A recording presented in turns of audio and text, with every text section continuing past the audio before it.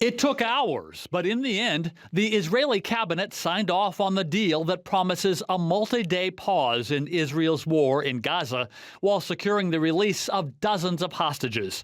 The broader points include the release of 50 hostages held by Hamas over the course of a 4-day pause in the fighting, and the release of 150 Palestinian prisoners. The deal also allows for hundreds of humanitarian aid trucks to enter all parts of Gaza.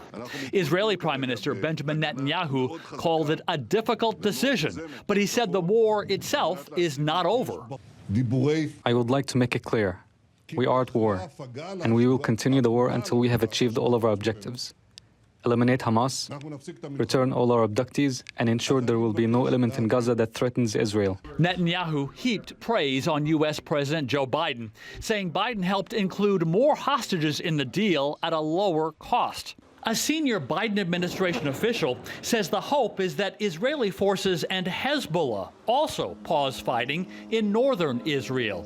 U.S. Secretary of State Antony Blinken is reportedly set to return to Israel next week to oversee the implementation of the deal. Hamas holds an estimated 239 hostages.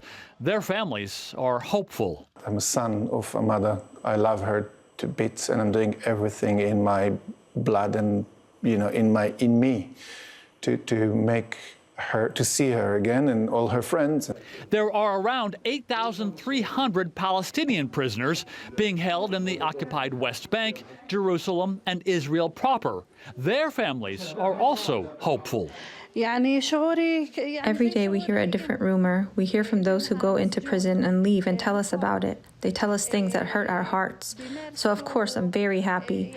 God willing, this will be concluded well. A pause in the fighting can't come soon enough for Gaza's hospitals, under siege and kept running by the sheer determination of the medical staff.